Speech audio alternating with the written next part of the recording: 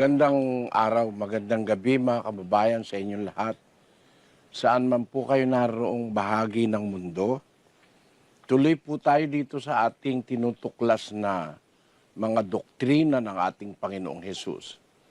Kahapon, nagpasimula tayo sa pamamagitan ng pag-aaral ng isang paksa ukol sa iglesia. Kaya po minarapat naming ito ang ating unahin ay alam namin kayo man ay galing sa iba't ibang mga iglesia. Siya rin naman naming dating kalagayan dahil ang aking magulang ay mga manang na Katoliko. Ang aking ama ay sakristan. Ang aking ina ay deboto sa Baklaran sapagkat kami po'y taga-Pasay.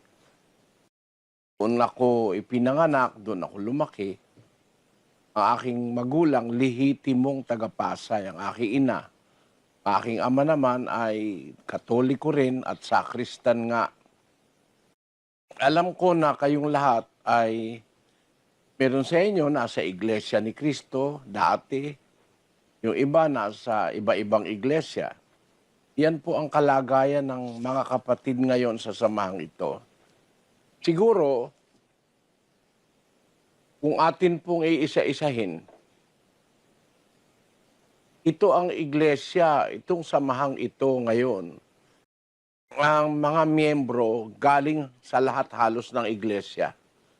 Meron po tayong mga miyembro na galing sa Iglesia ni Manalo, sa Badista, Saksi ni Jehovah, mga Mormons, galing sa Baha'i Faith, galing sa Buddhism, galing sa Confucianism, galing sa iba't ibang mga pananampalataya.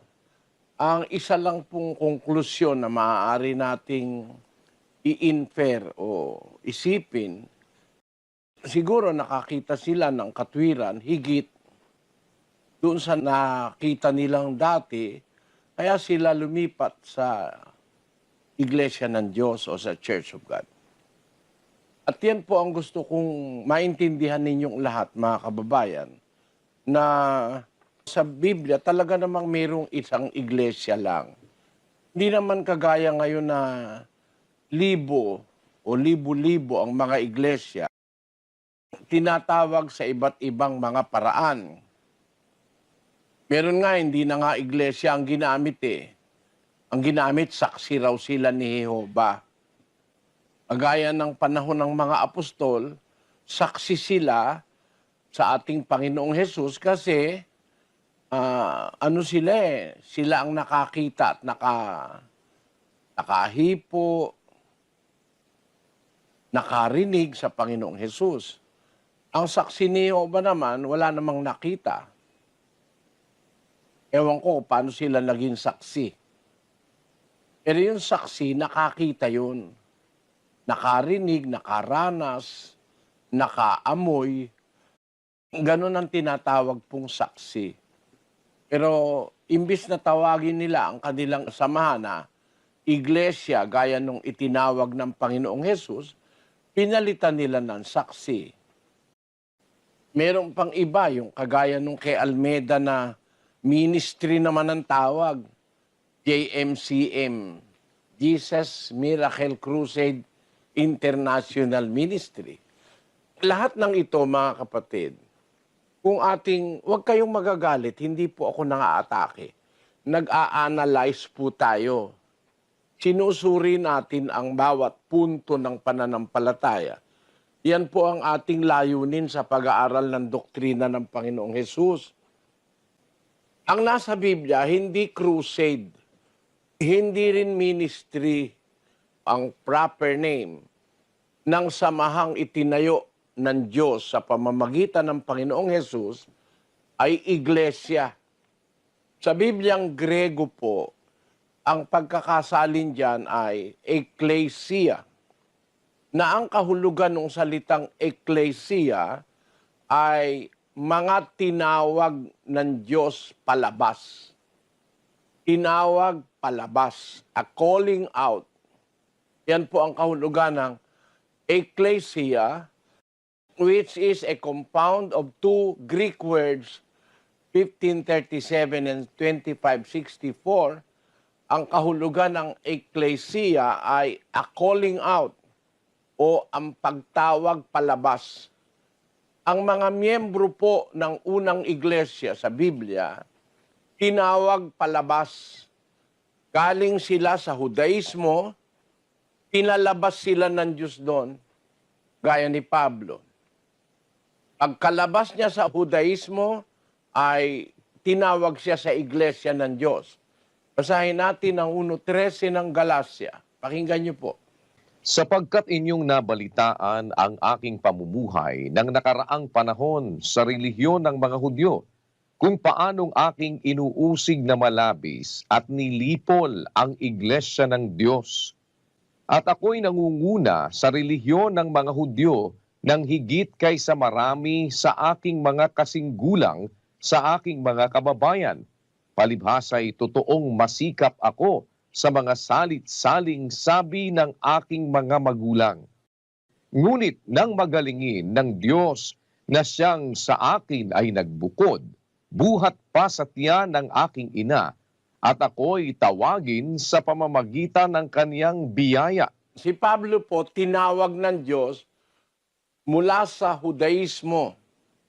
Kaya mula sa Judaismo, tinawag siya palabas para sa iglesia ng Diyos siya maging apostol. Basahin natin ang 1:1 ng 2 Korinto.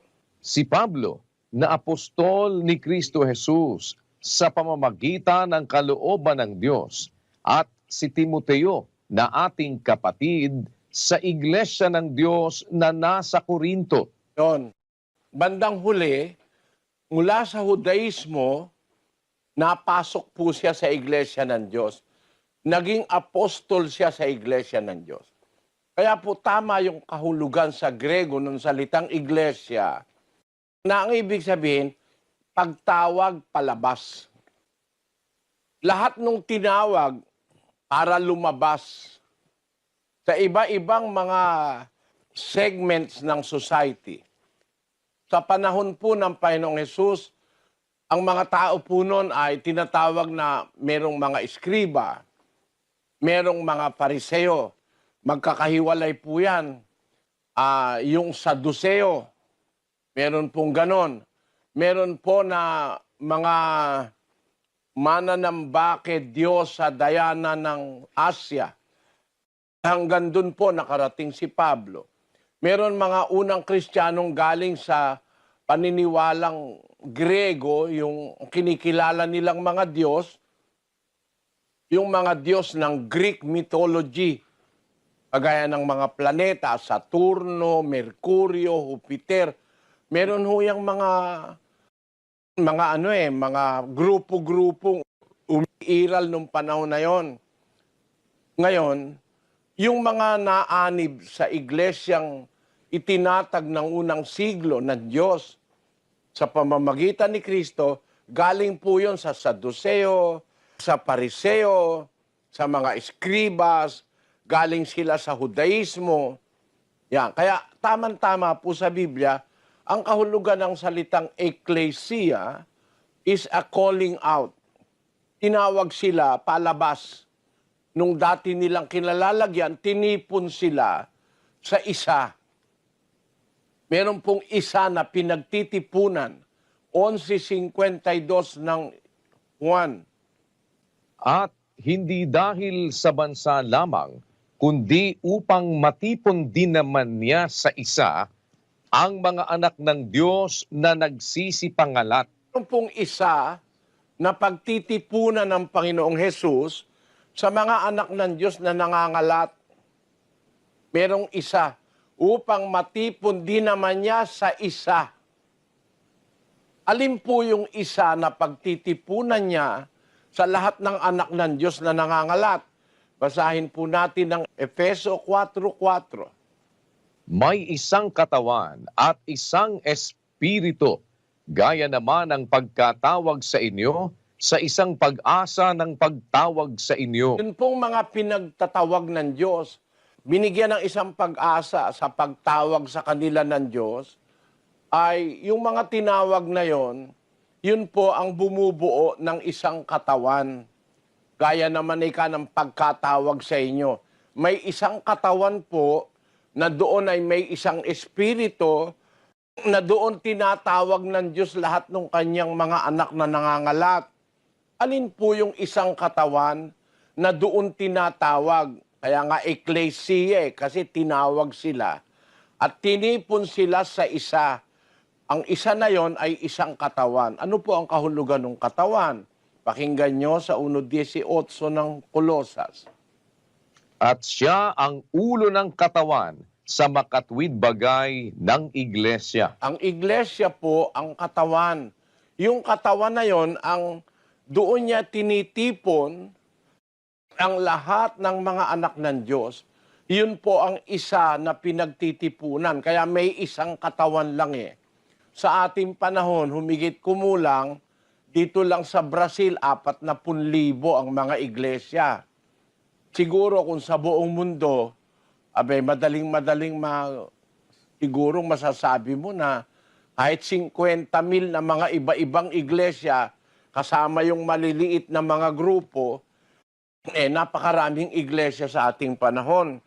Samantalang ang Biblia nagtuturo lang ng isang katawan o isang iglesia kung saan tinitipon ng Diyos. Tinatawag niya yung kanyang mga anak para matipon at maglingkod sa Kanya. Yun po ang ating tema kahapon, mga kapatid. May isang iglesia at ang iglesyang yan, nasa Biblia pati pangalan. Tinatawag yan na iglesia ng Diyos. Nababasa sa 11 talata ng Biblia ang salitang iglesia ng Diyos. Basahin po natin ang unang Korinto, Kapitulo 11. Ganito po ang ating mababasa sa 22. Ano, wala baga kayong mga bahay na inyong makakainan at maiinuman? O niwawalang halaga ninyo ang iglesia ng Diyos? Walang halaga nyo ba ang iglesia ng Diyos? Parang si Pat Robertson na hindi raw kailangan ng iglesia para maligtas ang tao.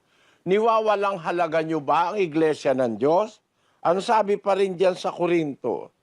Kung merong tumututol sa mga aral na itinuro ng mga apostol, sa 11:16 ang sabi niya, Datapwat kung tila mapagtunggali ang sinuman, walang gayong ugali kami, ni ang iglesia man ng Diyos. hindi mapagtunggali ang mga kaanib sa iglesia ng Diyos.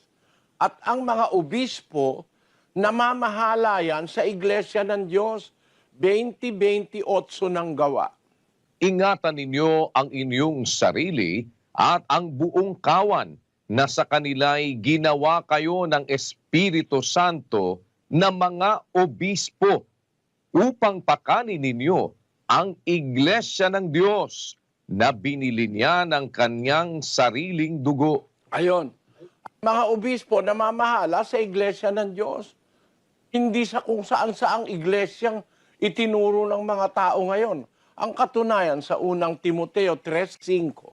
Ngunit kung ang sino man nga ay hindi marunong mamahala sa kanyang sariling sangbahayan, paanong makapamamahala sa iglesia ng Diyos? O kita nyo, ang pinamamahalaan ng mga obispo nung una, ang iglesia ng Diyos. Kung ang sino man hindi marunong mamahala sa kanyang sariling sambayan, paano siyang mamamahala sa iglesia ng Diyos? Wala nakalagay, paano siyang mamamahala sa iglesia Katolika, Apostolika, Romana? O paano siyang mamamahala sa iglesia ni Cristo? O paano siyang mamamahala sa iglesia Jerusalem Nueva? O sa iglesia Quadrangular? O sa iglesia Metodista, Wesleyana? Sa iglesia ni Aglipay, iglesia Aglipayana? Yan pong mga yan, wala sa nakasulat sa Biblia. Ang nakasulat sa Bibliang iglesia, mga kababayan, iglesia ng Diyos, tinatawag sa kanyang pangalan, sa pangalan ng may-ari. Na pag-aralan na po natin kahapon, sabi ng Diyos, yung kanya tinatawag sa kanyang pangalan. Uulitin ko lang po ang 43:7 ng Isaias. Bawat tinatawag sa aking pangalan at yaong aking nilikha ay sa aking kaluwalhatian, yaong aking inanyuan, oo, yaong aking ginawa. Maliwanag ano po, yung tinatawag sa kanyang pangalan, sabi ng Diyos, yun ang sa kanyang kaluwalhatian. That is for His glory. Yung aking inanyuan, yun ang tinatawag sa pangalan niya. Yung kanyang inanyuan, yung kanyang nilikha, yung kanyang ginawa. Ibig sabihin, bawat bagay na sa Diyos, tinatawag sa kanyang pangalan. Tawagin mo bang quadrangular? Ano yun? Ano, iglesia ng forma? O iglesia trapezoid? O iglesia circular? O iglesia rectangular? Tawagin mo iglesia quadrangular. Meron bang katwiran yan sa Biblia na ang iglesia, tawagin mo quadrangular? O kaya ang itawag mo, yung pangalan ng pastor na iglesia Wesleyana o kaya iglesia Luteriana, pangalan ni Martin Luther. Ibig mo bagang sabihin, ayaw natin sumunod sa kalooban ng Diyos na ang kalooban niya, yung kanyang iglesia, tawagin sa kanyang pangalan. At yun din ang kalooban ng anak nung ang Panginoong Hesukristo'y paalis na po sa lupa, papanhik na sa langit, ganito ang tagubilin niya sa Ama. 17:11 ng Juan. At wala na ako sa sanglibutan, at ang mga ito ay nasa sanglibutan, at ako'y paririyan sa iyo. Amang banal, ingatan mo sila sa iyong pangalan, yaong mga ibinigay mo sa akin, upang sila'y maging isa, na gaya naman natin. Alis na siya. Papanhik na sa langit, na nalangin siya sa Ama. Ama, wala na ako sa sanlibutan. Ang mga ito, yung mga Kristiyano, nasa sanlibutan.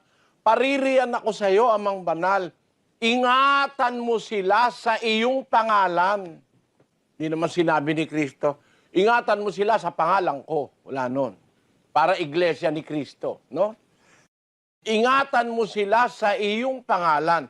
Kasi yung pangalan ng Diyos ay mas makapangyarihan yon sa lahat. Yung pangalan ng Diyos ang pinaka-kubli o kublihang dako. Kumbaga, depensa, tore, o kaya isang edipisyong matatakbuhan mo, yung pangalan ng Diyos. 18 Gs ng Kawikaan. Ang pangalan ng Panginoon ay matibay na muog, tinatakbuhan ng matuwid at naliligtas. Ayan. Yung pangalan ng Diyos, matibay na muog yun. Napakatibay na muog nun, tinatakbuhan ng matuwid at maliligtas. Kaya yung pangalan ng Diyos ang itinawag sa kanyang iglesia.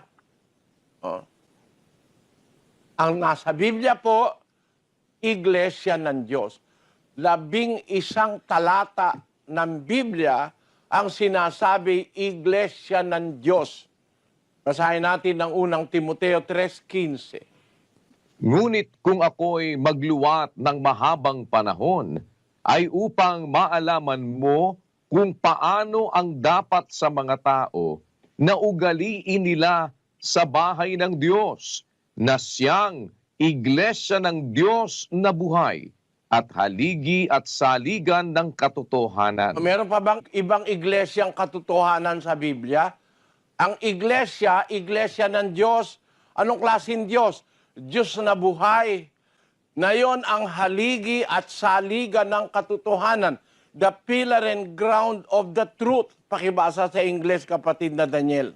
But if I tarry long, that thou mayest know how thou oughtest to behave thyself in the house of God, which is the church of the living God, the pillar and ground of the truth. Ayan. Ang sabi sa Kastila, Pero en caso que me tarde, te escribo para que sepas cómo debe conducirse uno en la casa de Dios, que es la iglesia del Dios vivo, columna y fundamento de la verdad. sa Portugues, ang pagkasabi po riyan, mas CEO de moral saiba como as pessoas devem comportarse na casa de Deus, que é a igreja de Deus vivo, coluna e fundamento da verdade.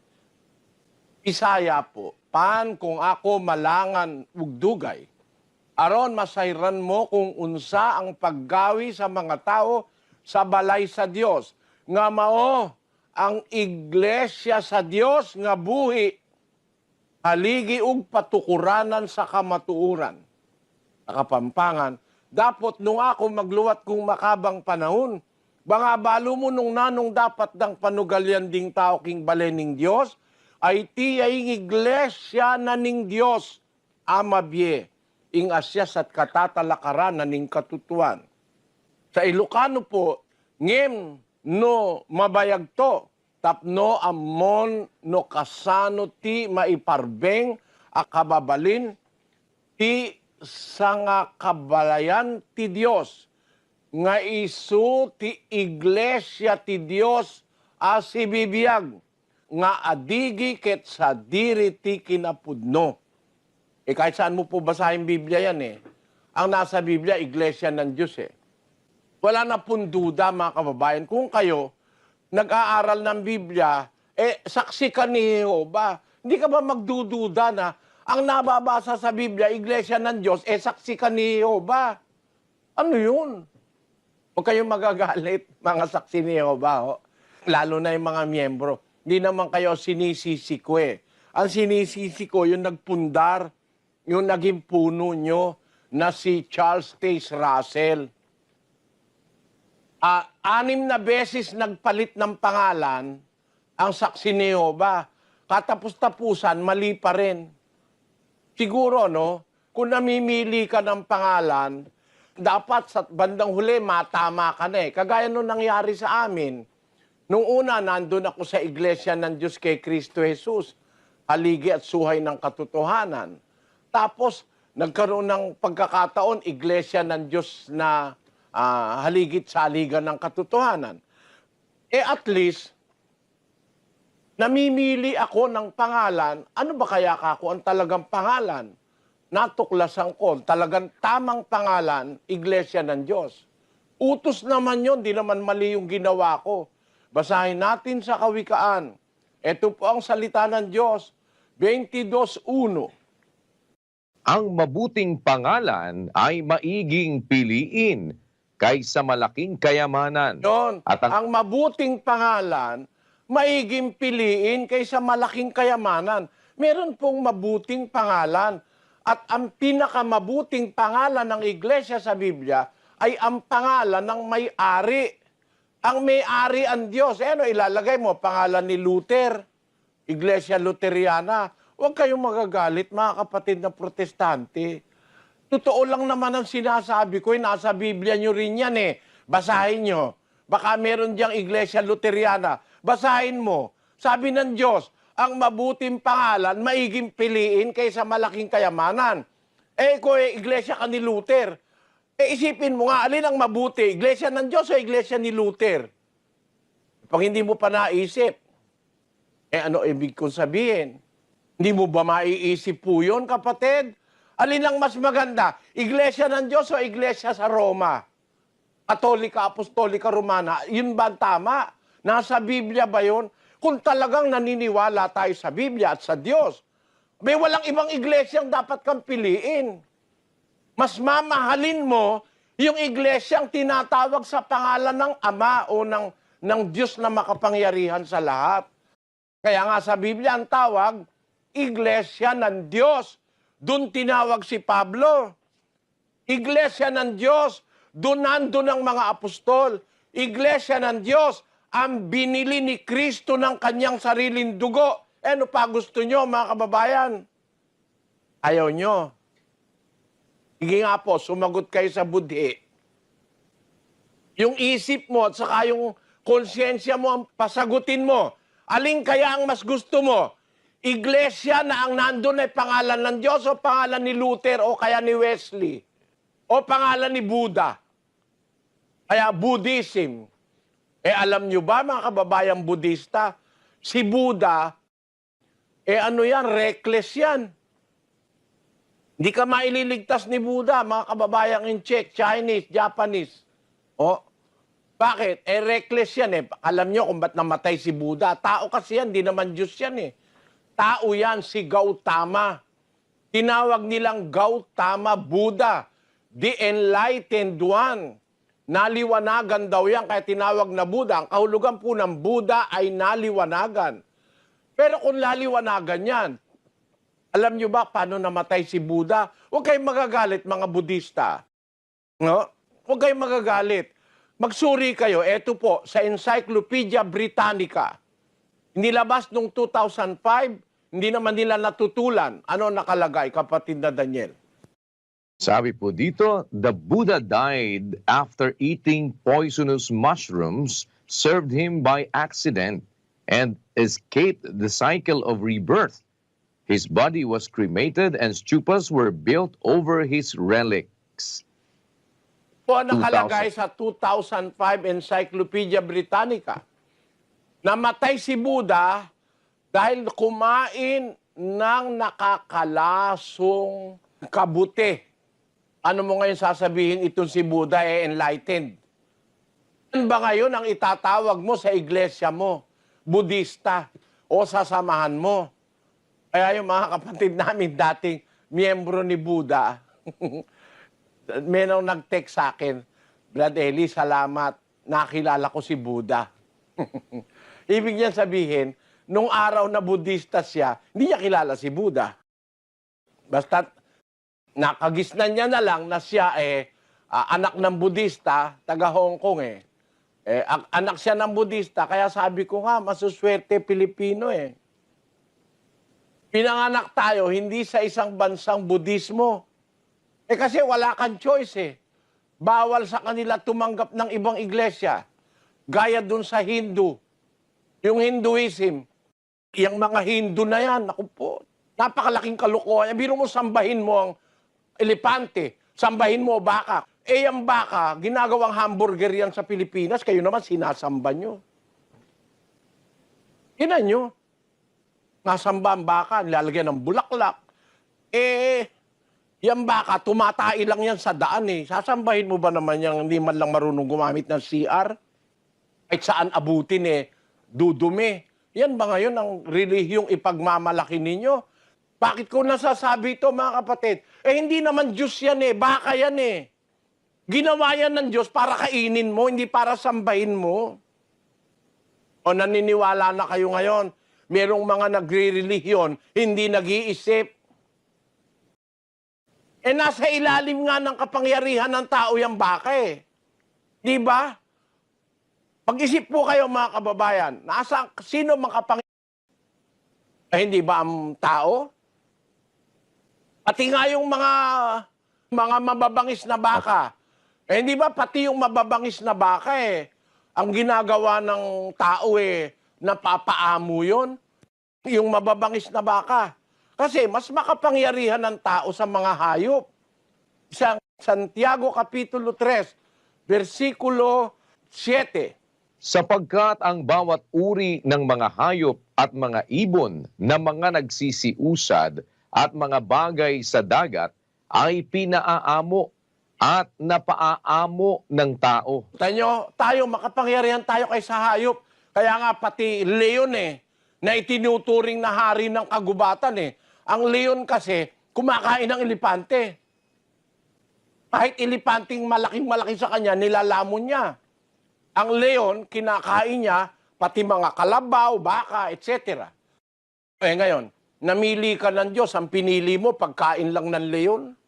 Walang samaan ng loob, mga kababayan. Mamimili ka ng Diyos, pinili mo, kinakain ng leon, baka at elepante. Yun ang napili ng Hinduism Nasambahin ng kanilang mga baka at mga elepante. Pagkain lang na ng leon yan siya na, maganda-ganda pa kung ang napili mo, leon Pero mali pa rin. Kasi hayop din yun Napapaamo rin ng tao yun. Kahit nga yung mga, ang tawag doon, yung isdang nagsasayaw pa, Mga dolphin, napapaamo ng tao. Mga sharks, may napapaamo rin ng tao. Mga shark, ano tawag doon sa shark? Mga pating. Balyena, napapaamo ng tao. Eh, mas mataas tayo sa pagkakalikha ng Diyos. Tapos sasambahin mo yung mga yan. Huwag kayong magagalit, mga kababayan. Nagsasabi lang ako ng totoo. Kung kayo'y miyembro ng Hinduismo, mag-isip kayo. Biro mo, ang dinidyos nyo, mga tumatai sa karsada. Ano ba naman? Nakakalungkot. O, meron diyang tayong mga kababayan na mga kabataan. Mga kabataan, galit ba kayo sa akin? Kung galit kayo, pakitaas naman ng kamayo. Eh sinasabi ko lang naman ng totoo. Bakit mo sasambahin ng baka? Mali. Mali. Mag-isip kayo, nag-aaral kayo. O yung mga nag-aaral dyan sa La Verdad sa Apalit. We belong to the animal kingdom according to science. No? We belong to the animal kingdom. But we are superior to every animal. And it is proven by the fact that we can tame every animal. Pati nga yung venomous snake yung mga makamandag na hayop gaya nung mga ahas, natetame ng tao yan Napapaamo yan ng tao. Paano mo ngayon sasabihin na sasamba ka sa mga yan? Alam nyo, yan ay napakalaking kasinungalingan, mga kababayan. Roma 1:25. Sapagkat pinalitan nila ang katotohanan ng Diyos ng kasinungalingan at sila'y nagsisamba at nangaglingkod sa nilalang kaysa lumalang na siyang pinupuri magpakailanman No? siya nawa. Ang kasinungalingan, pinalit nila sa katotohanan. Sinamba nila yung nilalang kaysa sa lumalang. Ang dapat sambahin yung lumalang, yung Diyos. Hindi yung nilalang, kagaya ng baka, elepante na sinasamba ng mga Hindu. Eh ngayon, Budista ka, hindi ka ba mahihiya sa Diyos? Natutuwa nga yung isang kapatid sa Singapore Sabi niya, Brad Eli, nung una galit ako sa'yo, ngayon tuwa na ako. Sabi niya. Gusto ko nga kitang yakapin sabi niya. Bakit ka ako? Dahil sa'yo nakilala ko si Buddha. Nung araw daw, dadaan lang siya sa tapat ni Buddha, yumuyuko pa siya. Kasi, dinidyos mo ba naman kumain ng kabuti na nakakalason, kinain. Ang mga Pilipino, maraming nagugutom, pero hindi kumakain ng lason. Di ba meron tayong mga kababayan kumakain ng nakukuha sa basurahan? Yung mga itinatapon sa restaurant, tawag nga nila ron pagpag Pag tinapon sa basurahan, pinapagpag nila. Kinakain nila pagpag. Pero bago nila kainin, para walang mikrobyo, iinitin muna nila. O edi matatalino ang Pilipino kahit mahirap. Ito naman sasabihin mo ba ngayon, totoo yan? Kaya mga kapatid, mag-isip lang tayo. Huwag lang kayong magagalit, mga kapatid. Mag-isip ka po, kapatid. Si Manalo, anghel. Si Kristo, tao. Anghel pala si Manalo. Si Kristo naman ay tao. Tapos, iglesia ka ng tao. Iglesia ka ni Kristo. O ano ngayon ang labas mo niyan? Di ba kakatuwa ka nun? Anghel si Manalo, si Kristo tao. Mas malakas yung anghel kaysa sa tao. Hindi ka yata marunong mamili, kapatid. Dapat mamili ka. Basahin uli natin ang 22:1, kapatid na Daniel. Ang mabuting pangalan ay maiging piliin kaysa malaking kayamanan. Ayun. Kahit na pagkalaki-laking kayamanan, maganda kung ikukumpara mo, piliin mo mabuting pangalan. Sa Biblia, ang mabuting pangalan, ang pangalan ng Diyos. Yun ang pinakamabuting pangalan. Ganito ang sabi ng ating Panginoong Hesukristo. Ganyo sa isang talata ng Lucas, 18:18. At tinanong siya ng isang pinuno na sinasabi, Mabuting guro, anong gagawin ko upang magmana ng walang hanggang buhay? At sinabi sa kanya ni Jesus, Bakit mo ako tinatawag na mabuti? Walang mabuti kundi isa. ang Diyos lamang. Ayon, sabi ng Panginoong Sus, ba't mo ako tinatawag mabuti? Walang mabuti kundi isa, ang Diyos lamang. Pagdating sa mabuting pangalan, meron pa bang mas bubuti sa pangalan ng Diyos? Kaya nga ang nilagay sa Biblia, Iglesia ng Diyos eh. Mag-isip kayo mga kababayang Iglesia ni Manalo, Iglesia ni Aglipay, Iglesia ni Wesley, Iglesia ni Lutero. Mag-isip po kayo. O Iglesia ng taga-Roma, o kaya Iglesia ng taga-England. Kasi nag-away ang Roma at saka ang England. Mula noon,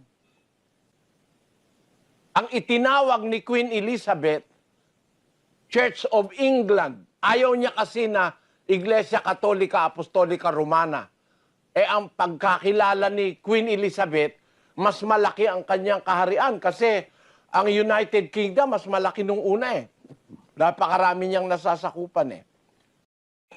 Ang ginagawa ng Roma, sinosolo ang ang karangalan. Kaya nilagay, Iglesia Katolika Apostolika Romana. Ang pinakamataas daw na obispo yung nasa Roma, hindi pumayag si Queen Elizabeth. Ang ginawa niya, humiwalay siya sa Iglesia Katolika, tinawag niya, hindi Katolika Apostolika Romana, kundi tinawag niya Church of England. Si Queen Elizabeth po, ang highest ruler ng Church of England. Baka hindi niyo po alam yan, mga kapatid na Katoliko. Nagkaroon na ng question tungkol dyan sa pangalan.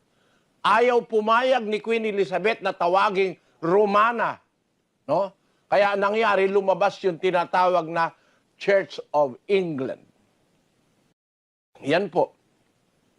Kaya maraming issue pagdating dyan sa pangalan eh. Hindi naman tayo dapat magkagakagalit. Hindi naman kayo dapat magalit sa akin. Pakuha mo yung isang Biblia sa library, yung Biblia Katoliko, Sis Luz. Opo. Nandito na po, Brad Eli. Ito po yung pinirmahan ni Cardinal Rufino. Ito po, Brad Eli. Bisita ang puntahan mo. Buksan mo yung Biblia sa Gawa 20:28. Bibliang Katoliko yan, Ginawa ng mga pare. May pirma ni Rufino Cardinal Santos. May nihil obstat ni Mario Baltasar. May imprimatur ni Rufino Cardinal Santos. Yang Biblia na yan. Punta ka sa isang kapatid na Katoliko at ipabasa mo lang sa kanya ang Gawa 20:28. Sis Luz. Opo, sige po. Sino bisita po dito ang Katoliko? Ikaw, Katoliko ka ba? Sige. Ikaw, basahin mo to. Yan, yung may check. Dahan-dahan lang, kapatid. Ingatan ninyo ang inyong sarili at ang buong kawan na pinaglagyan sa inyo ng Espiritu Santo bilang mga tagapamahala upang pamahalaan ang Iglesia ng Diyos na kanyang tinubos ng sarili niyang dugo. Nakita nyo, mga kababayan, ang bumasa siya, Katoliko siya, hindi siya membro ng Iglesia, ang binabasa niya, Bibliang Katoliko. Ano ang nabasa niya? Iglesia ng Diyos na kanyang tinubos ng sarili niyang dugo. Maraming salamat sa iyo, Iha. At pagpalaing ka nawa ng Panginoon sa tulong mong ginawa sa akin ngayon. Nakita nyo, mga kapatid, kung meron pa kayong Biblia dyan, protestante ka, ikaw ay Sabadista, tignan nyo ang Gawa 20:28. Alin ba iglesia ang sinasabi? Iglesia ng Diyos. Alin ang mas mabuting pangalan? Iglesia ng Diyos o Iglesia ni Luteriana? Sagutin nyo nga po ako. Alin ang mabuti? Yung nasa Biblia nyo. Kahit saan Biblia, yan ang mababasa mo. Alin ang mabuti? Mabuting pangalan. Iglesia ng Diyos o Iglesia Luteriana? Ang pasagutin nyo, ang isip nyo at puso, ang konsyensya. Alin ang mabuti? Iglesia Luteriana o Iglesia ng Diyos? Alin ang mabuti? Church of England o Church of God? Mas napakabuting tawagin mo Ang iglesia, iglesia ng Diyos o Church of God. Buksan niyo ang Biblia niyo bago kayo magalit sa akin. Pag nagagalit kayo sa akin dahil sinasabi ko, iglesia ng Diyos, nasa Biblia mo rin. Magalit ka sa sarili mo. Iba ganun ang logic. Sa Biblia Bisaya, iglesia sa Diyos, nga gipalit niya sa iyang kaugalingang dugo.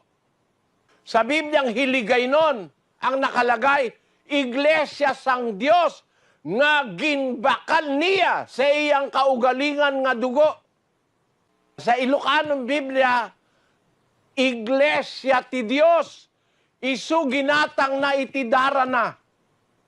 Alin ang mas maganda, yung nasa Biblia o yung inimbento ng mga tao, mga kababayan?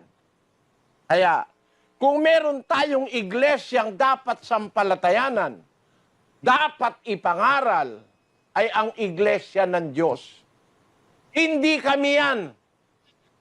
Yun ang inuulit ko, mga kapatid. Hindi po kami yan. Bakit? Nakasulat na sa Biblia yan 2,000 years ago. Ngayon, ang tanong natin, ano ang gagawin natin sa iglesia ng Diyos? Aanib tayo. Ang pag-anib, utos. Utos ba ng Diyos ang pag-anib sa iglesia, mga kababayan? O, tingnan nyo ha. Babasahin ko ang 12:9 ng Roma. Pakibasa, kapatid na Daniel. Ang pag-ibig ay maging walang pagpapaimbabaw. Kapuotan ninyo ang masama. Makisanib kayo sa mabuti. Alin ang mabuti? Di ba ang mabuti ang Diyos? Sabi ni Kristo dun sa taong kausap niya, ba't mo ako tinatawag na mabuti? Walang ibang mabuti, kundi isa, ang Diyos lamang. Sabi niya, kaya kung sasanib tayo sa mabuti, utos yun. Kapuotan ninyo ang masama, makisanib kayo sa mabuti. Ang sabi sa Cebuano, himoa nga ang gugma, magawalay pagkasalingkapaw. Dumta ninyo ang dautan, magtapot kamo sa maayo. O sa Ilocano, ti ayat awan kuma ti ulbud na, gurain nyo ti dakes, sa limit-mitan nyo, inaimbag, umanib kayo sa mabuti. Alam nyo mga kapatid, dapat tayo aanib sa iglesyang nasa Biblia. Utos po ni Kristo ang pag-anib. Hindi kagaya ng turo ni Pat Robertson, hindi na raw kailangan ng pag-anib para maligtas. Ang pagpasok daw sa iglesia, di makakapagligtas. Para raw maligtas, kailangan daw si Kristo tanggapin. Hindi na kailangan ng iglesia. Tanungin natin si Kristo, paano po ba ang pagtanggap sa iyo, Panginoong Hesukristo? Sabi ni Pat Robertson, kailangan daw tanggapin ka namin. Paano po ba ang pagtanggap sa iyo, Panginoon? 12:48 ng Juan. Ang nagtatakwil sa akin at hindi tumatanggap sa aking mga pananalita ay mayroong isang hahatol sa kanya. Ang salitang aking sinalita ay siyang sa kanya'y hahatol sa huling araw. Ayun pala, pagka itinatakwil mo yung pananalita ni Kristo, itinatakwil mo na si Kristo. Sabi niya, ang nagtatakwil sa akin. Sino yon? At hindi tumatanggap sa aking pananalita. Yung palang hindi pagtanggap sa salita o aral ni Kristo, pagtatakwil pala kay Kristo yon. Paano mo sasabihin, tanggapin si Kristo, ayaw mo naman tanggapin ng iglesia. Si Kristo ang nagturo ng iglesia. Nagtayo ang Diyos ng iglesia. Mamimili ka na rin lang ng pangalan. Meron naman sa Biblia, ba't hindi na pinili mo? Diba? Ang nasa Biblia na totoong iglesia, iglesia ng Diyos. Ngayon, dapat ba tayong umanib doon, mga kapatid? Dapat ba? Sabi, makisanib kayo. Yung pong pagsanib, batas yun. at tayong mga hintil, paano tayo sasanib sa iglesia sa Biblia? Basahin po natin sa Efeso 3:6.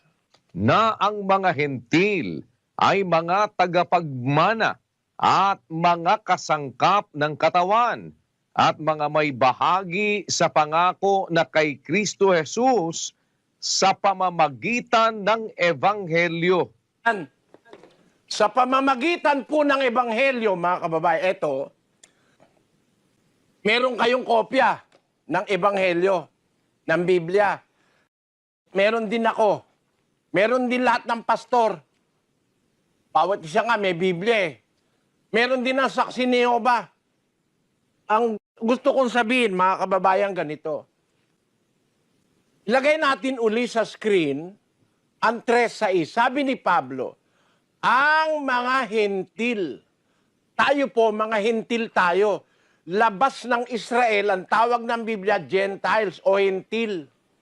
Hindi naman tayo Israelita, hindi naman tayo Hudyo, kaya tayo po at mapatak mga hentil. Pilipino, hentil, Amerikano, Hapon, Chinese, etc. Tayo mga hentil. Sabi ng Biblia, ang mga hentil ay tagapagmana, kasangkap ng katawan, kaanib ng katawan. Alam natin ang katawan, yun ang iglesia. Nabasa na kanina, siya ang ulo ng katawan sa makatwid bagay ng iglesia. Ngayon, ang iglesia po na katawan, sasangkapan yun. Sa English po, mas maliwanag ang pagkasabi. That is how the Gentiles are fellow heirs, members of the same body. Ayon, members o kaanib sa katawan. Gentiles are fellow heirs, kasamang tagapagmana ng pangako ng Diyos. Members of the same body. We must be members of the body. The body is the church. Ang katawan ay ang iglesia. Dapat maging miyembro tayo ng iglesia. The church was intended by God to be an institution of salvation. We must be members of that body. Sabi ng Biblia, Gentiles are fellow heirs, members of the same body, partakers of the promise in Christ through the gospel. Sa Tagalog, ang mga hintil ay tagapagmana, kasangkap ng katawan o members ng katawan. Ang katawan iglesia, kaya kaanib. Sa ibang Tagalog, ang salitang kasangkap, kaanib. Kaanib ng katawan o kaanib ng iglesia. Yan po ay ginagamit ng Biblia. Basahin natin ang Korinto. In Daniel 10:32 ng unang Korinto. Huwag kayong magbigay ng dahilang ikatitisod sa mga Hudyo, sa mga Griego man, o sa mga kaanib man ng iglesia ng Diyos. Ayon, yung mga huli, kumbaga sa manuhan, huling kabit, ang tawag po ron, mga kaanib. Ang iglesia ng Diyos, itinatag ni Kristo noong unang siglo. Sa bandang huli, kaanib ka na lang. Buo na kasi yung iglesia. Hindi ka na magtatayo ng iglesia mo kagaya ng ginawa ni Manalo. Kagaya ng ginawa ni Ellen G. White, nagtayo ng Sabadista. Kagaya ng ginawa ni Joseph Smith, nagtayo ng Mormons. Lahat sila nagtayo ng kanya-kanya eh. Ang nasa Biblia, may katawan na, may iglesia na, di ka pa pinapanganak. Ang gagawin mo na lang ngayon, aanib ka. Nakita nyo ang aming rehistro, mga kapatid? Ang nakalagay, mga kaanib. Mga kaanib sa iglesia ng Diyos, internasyonal. Hindi kami iglesia ng Diyos, kaanib kami. Yan ang aming rehistro. Members, Church of God International. Yan ang rehistro. Hindi po kami nagtayo. Umanib kami. Paano kami naanib? Sabi ni Pablo, liwanag. Members of the same body, partakers of the promise in Christ Jesus through the gospel, sa pamamagitan ng Ebanghelyo. ang mga hintil ay tagapagmana, mga kasangkap o kaanib ng katawan na iglesia, no? At mga may bahagi sa pangako na kay Kristo Jesus sa pamamagitan ng Ebanghelyo. Eto po, sabi nung iba sa akin, paano ka naanib dyan? Tinanggap ka ba ng mga apostol? Sabi nung kadiskusyon kong Katoliko. Tinanggap ka ba? May nagbautismo ba sa'yo? Sabi ko, ang pag-anib sa iglesia, pagtanggap sa Ebanghelyo. Hindi kailangan may taong tatanggap sa'yo. Ang dapat tumanggap sa'yo ang Diyos. Sa pamamagitan ng pagkilala mo sa Ebanghelyo, tatanggapin ka ng Diyos kahit kataga saan ka pa. Gis 34:35 ng gawa, kapatid na Daniel.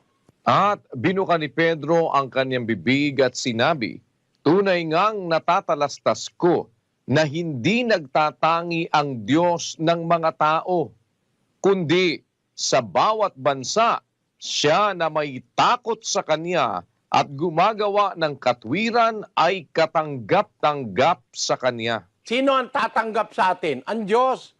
Pag ginagawa mo yung katwiran, yung aral ng Diyos, sa bawat bansa, siya na may takot sa Diyos. Gagawin mo yung katwiran, katanggap-tanggap ka sa Kanya. Kaya mga kapatid, ang paraan ngayong panahong ito, para maging kaanib ka sa iglesyang ng Diyos na nasa Biblia, tatanggapin mo yung katwiran, yung Ebanghelyo. Ulitin ko, ang mga hintil, mga tagapagmana, kasangkap o miyembro ng katawan, may bahagi sa pangakong na kay Kristo Jesus sa pamamagitan ng Ebanghelyo. Etong Ebanghelyo, pag tinanggap mo, naaanib ka sa iglesia ng Diyos. Basahin natin sa Cebuano, nga ang mga hintil, mga masig ka manununod, ug mga masig kakauban o kaanib, mga masig kakauban sa mao nga lawas, ang lawas ay ang iglesia, ug mga masig kaumalambit sa saad diha kang Kristo Jesus, pinaagi sa Ebanghelyo o maayong balita.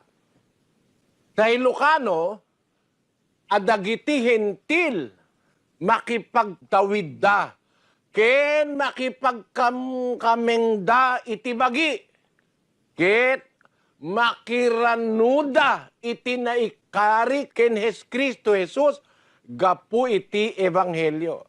Sa Kapampangan, bang mabalo, king ding hentiles, maging kamanala, at abelang dake king katawan, miyembro laning katawan, karake laking pangako kang Kristo Jesus, king pamamilatan na ning Ebanghelyo. Kapamilatan na ning Ebanghelyo, itong aral ng Ebanghelyo, makakasama tayo ng iglesia nasa Biblia. Kaya nga hindi tayo yun eh. Sabi ko nga doon sa pastor ni Manalong kadiskusyon ko sa Pampanga, binasa mo ka ako iyang maling translation ng Iglesia ni Cristo. Kayo ba yan? Sila raw yun. Sila raw ang tunay na iglesia. Sabi ko, kailan ba yan sinulat? Diba totoo, sinulat yan 61 AD? Tao ka na ba nun? Para ikaw yan. Tao ka ba nun? Namutla yung tao eh. Namutla yung pastor. Nanggulo na lang. Kaya po, alam nyo mga kapatid, kung mag-iisip ka, hindi ka maloloko eh. Yung Biblia, bago ipinanganak yung kalilong-lilongan mo nakasulat na, babasahin mo ngayon iglesia, tapos sasabihin mo, ikaw? Anong kayo yan eh? Hindi pa nga kayo tao, nasa Biblia na yan nakasulat na. Meron nga ang Biblia, buhay na buhay hanggang ngayon yung papel. Nadudurog na nga yung papel eh. Isinulat 300 AD. May 1,700 taon na ngayon yung Codex Sinaiticus. Bibliang nakita ko sa London. Nandun sa British Library. Nung pumunta po ako sa England, nakita ko yung photocopy nung ano na yon, nung Biblia na yon, na nagkakadurog-durog na, dinikit na lang nila sa papel.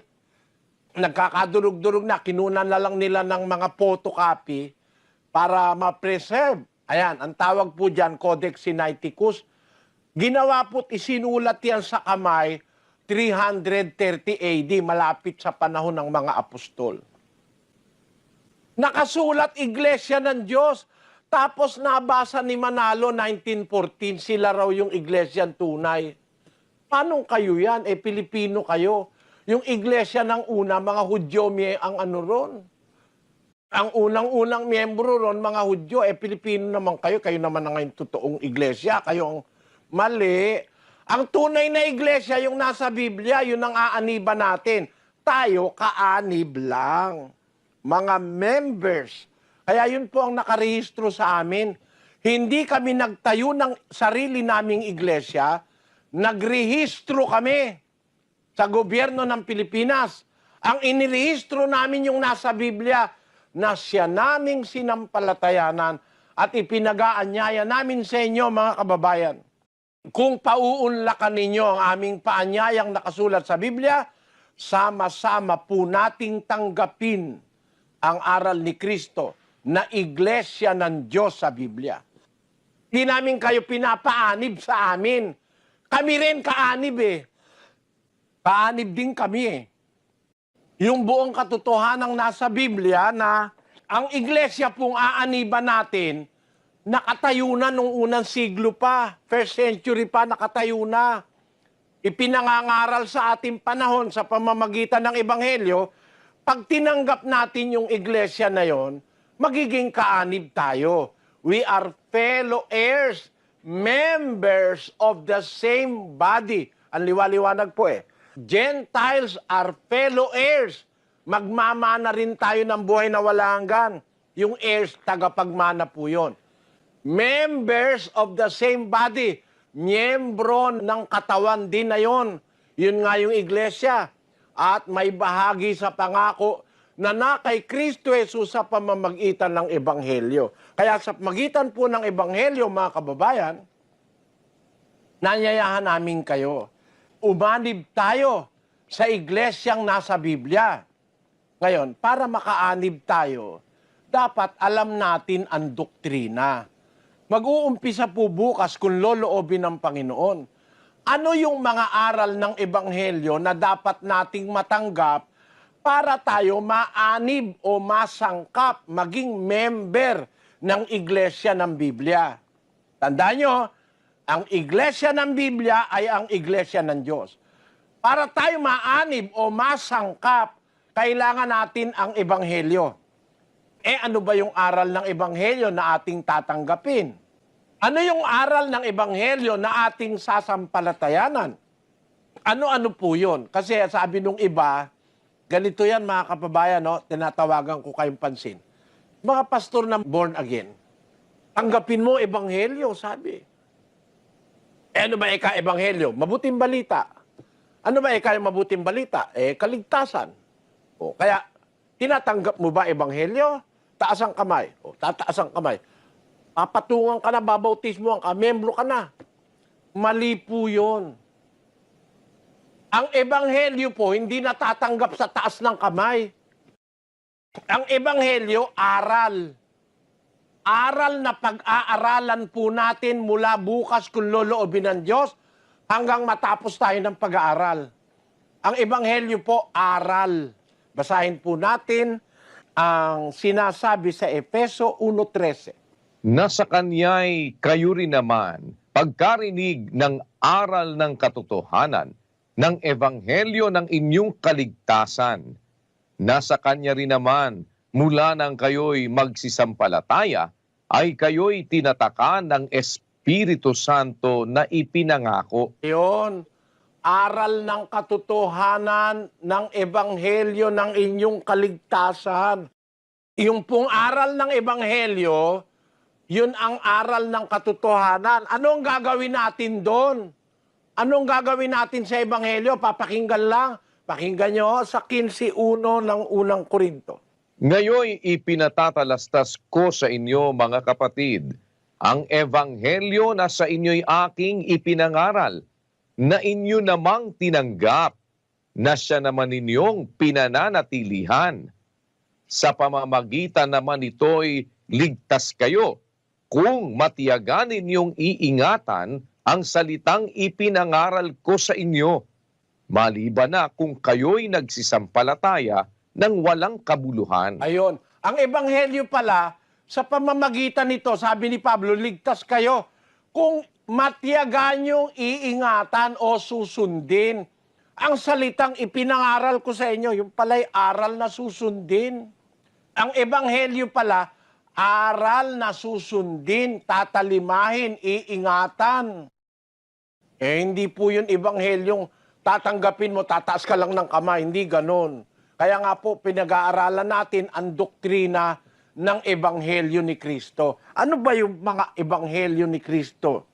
Ano ba yung ating susundin sa Ebanghelyo?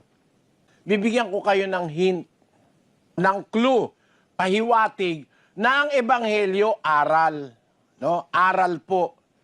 Basahin natin ang 1:27 ng Pilipos. Ang inyo lamang pamumuhay ay maging karapat-dapat sa ebanghelyo ni Kristo, upang maging ako ay dumating at kayo'y makita o wala man sa harap ninyo, ay mabalitaan ko ang inyong kalagayan, na kayo'y matitibay sa isang espiritu, na kayo'y mangagkaisa ng kaluluwa na nangagsisikap sa pananampalataya sa ebanghelyo. Sabi po ni Pablo, ang inyong pamumuhay maging karapat-dapat sa ebanghelyo ni Kristo. Yung atin hong pamumuhay, yung kabuuan nun, pagsasalita, pagkain, pagdadamit, pakikisama, pagsunod sa ama, ina, pagmamahal sa asawa, pagmamahal sa mga anak, pagkakandili sa sambahayan, pananamit, kung paano tayo mananamit, paano ba tayo makikipagkapitbahay, paano ba tayo makikipamayan sa isang bayan o sa isang bansa. Lahat po ng yan may aral ng ebanghelyo. Pati nga pananamit kung paano tayo dapat manamit eh. No? Yan po ang aming ipinag-aanyaya sa inyo mga kapatid. Meron bang bawal na pagkain sa ebanghelyo? Bawal ba ang baboy gaya ng Sabadista? Bawal ang tahong, bawal ang talaba. Sa amin din, bawal ang tahong pag may red tide. Pero pag walang red tide, kumakain ako ng tahong. Paminsan-minsan. No? Pero sa Sabadista, talaga, bawal ang tahong, bawal ang hipon, bawal ang baboy, bawal ang kamelyo, bawal ang kabayo, bawal ang... Maraming bawal sa Sabadista. Ang babait ng mga miyembro ng Sabadista. No? Naloko nung mga pastor nila, lahat binawal na. Pati ba naman alamang bawal? Kung wala ka ng pera, bagoong lang ang kaya mo. Bawal pa rin. Ang hindi lang bawal, baka at saka manok. Kaya mga kapatid, siguro maganda dumalo po kayo kahit wala kayong balak na umanib o sumama sa amin. Dumalo po kayo, maintindihan nyo lang. Kumbaga, para kayong nagsusuri o kaya naghahanap kayo ng mali sa sasabihin ko. Payag naman ako ron. O, wala naman po tayong dapat pag-awayan eh. Pinag-uusapan natin, aral ng Diyos, nanyayahan namin kayo. Na aral ng Diyos, yung ebanghelyo, kasi aral yun eh. Aral ng katotohanan, ebanghelyo ng kaligtasan. At yun po, nasa Biblia yon. Ang ibibigay ko sa inyong clue o pahiwatig na ang ebanghelyo po ay aral na susundin. Hindi ka lang tataas ng kamay, tapos na. Susundin mo ang aral ng ebanghelyo. Ang isang aral ng ebanghelyo, itinuro ng mga apostol, eto po, sa Colosas 3:16. Manahanawang sagana sa inyo ang salita ni Kristo, ayon sa buong karunungan. Kayo'y mangagturuan at mangagpaalalahanan sa isa't isa sa pamamagitan ng mga salmo at ng mga imno at mga awit na ukol sa Espiritu, na magsiawit kayong may biyaya sa inyong puso sa Diyos. Ang isa palang aral ng Ebanghelyo, aawitan natin ng Diyos. Yung mga taong hindi nakakaalam ng aral, umaawit din. Alam niyo kung sino inaawitan? Aawitan kita, awitan kita, ang sarili nating, paano yung himig? Ang iyong maririnig, pakinggan mo. Sino inaawitan? Sa Biblia po, pati pag-awit pala sa Ebanghelyo utos. Aawitan natin ang Diyos. Ayos naman yon. Aawitan mo ang Diyos. Kasi lahat naman inaawitan mo eh. Ako ay Pilipino. Diba? Pati yung pagka-Pilipino, inaawit mo. Tapos, para magpakita ng mga patriotism, ibon mang may layang lumipad, hawak-hawak pa yung puso. Ulungin mo at umiiyak, bayan pa kayang sakdal dilag, ang di magnasang makaalpas. Pilipinas kong minumutya, pugad ng luha ko't dalita, aking adika, makita kang sakdalaya. Ayan. Naawitan mo Pilipinas. Hindi lang yon. Pati yung ating national flower, inaawitan mo rin. Sampagitan ng aming lipi, bulaklak na sakdal ng yumi, ikaw ang mutyang pinili, nasa gisag ng aming lahi. O, kita mo? Yan ang national flower. Ang kulay mong binusilak, ang diwa ng aming pangarap, ang iyong bangot halimuyak, sa tuwi na ay aming nalalanghap. O bulaklak na nagbibigay ligaya, o paraluman, mutyang sampagita,